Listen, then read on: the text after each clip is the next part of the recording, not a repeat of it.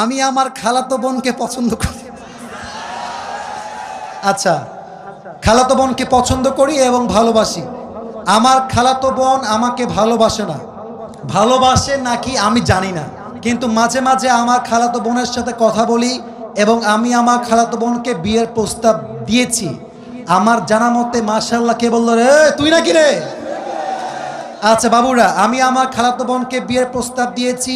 আমার জানা মতে খালাদের ফ্যামিলির সবাই আমাকে পছন্দ করে। আচ্ছা, খালু আমাকে পছন্দ করেন না।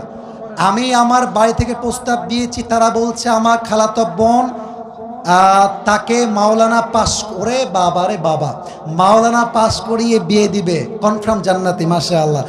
আমি তো চাচ্ছিলাম এখনই বিয়ে করি। আমার জানা মতে আমার খালাতো বোন রাজি।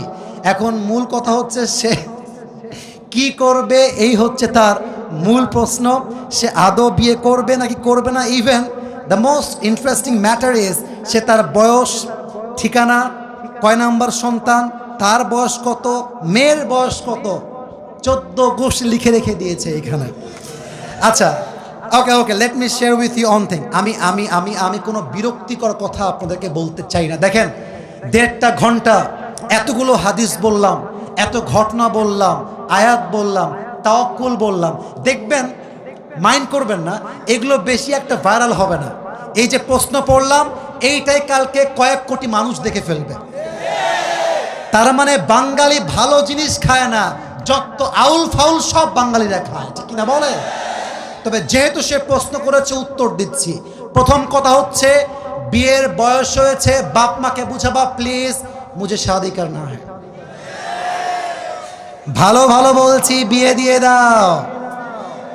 নয়তো যদি না মানো, যদি আমি দেখি আমার চরিত্র নষ্ট হচ্ছে দিন দিন, আমি সবাইকে বলবো বিয়ের জন্য যদি বাপ মা রাজি না হয়, নিজে বিয়ে করবা, পরে গিয়ে বাপ মাকে বলবা বিয়ে করে ফেলেছি, যা করতে চাও করো, আই ডোন্ট কেয়ার। এখন অনেক মুরব্বী আমার উপরে হয়তো অভিযোগ তুলবে, হুজুর আপনি যুবকদেরকে খারাপ দিকে মোটিভেট করছেন। মুরব্বী, একদমই নয়। আমি মনে করি জেনার চাইতে 1000 গুণ বেশি উত্তম সেই বাপ মাকে অমান্য করে বিয়ে করা, যে বাপ মা সন্তানের চরিত্র নষ্ট হচ্ছে দেখেও বিয়ে দিতে চায় না। তুমি আমার বাপ, তুমি আমার মা, তুমি দেখতেছো দিন দিন আমি মেয়েদের নেশায় আসক্ত হচ্ছি, আমি পার্কে যাচ্ছি, আমি প্রেম করতেছি, মেসেঞ্জারে, হোয়াটসঅ্যাপে, হোয়াট এভার ইট ইজ, আমি নষ্ট হচ্ছি।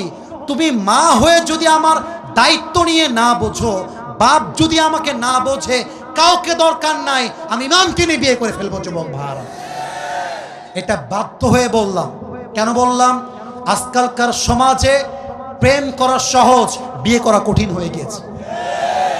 যখন বিয়ে করতে যাবেন, বলবে না যে বাবা তুমি কি নামাজ কালাম পড়ো, আগেই একটাই প্রশ্ন, तुम पैसे कितने कमाते हो पहले मुझे ये बताओ।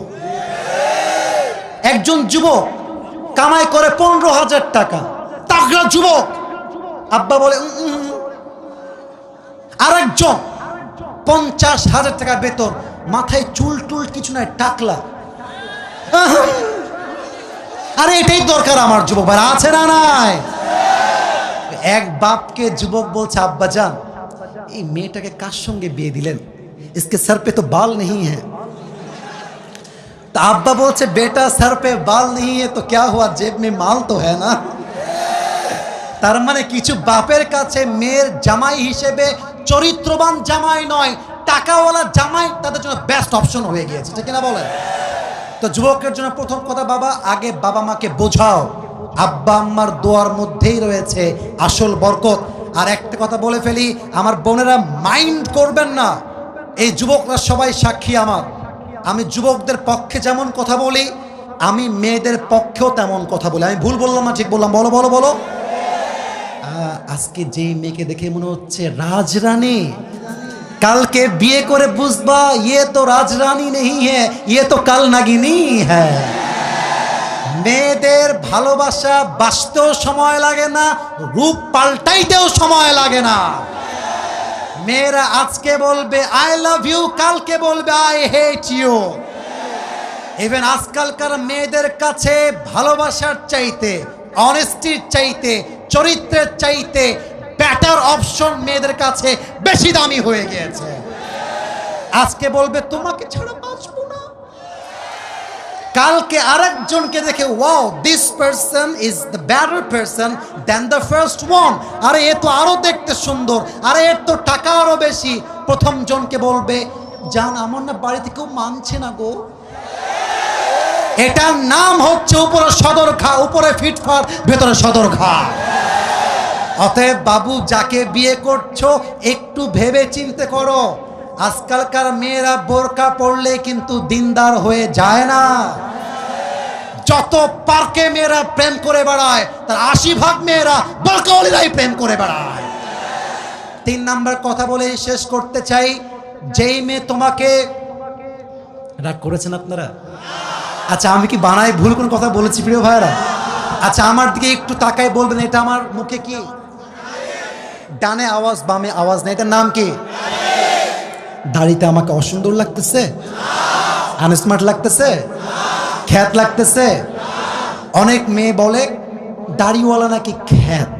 আমি একটা কথা বলেই ফেলছি, যাদের দাড়িওয়ালা পছন্দ না এই সমস্ত মেয়েদের জন্য বিটিএস এর হিজড়া ছাড়া পারফেক্ট অপশন আমার কাছে না। আরে যেই মেয়ে আমাকে দাড়ির জন্য বিয়ে করতে চাইবে না, সোজা কথা বুকের দাপট নিয়ে বলবো সে আমার বাড়ির বউ হওয়ার যোগ্যতাই তো রাখে না রাজবাড়ির।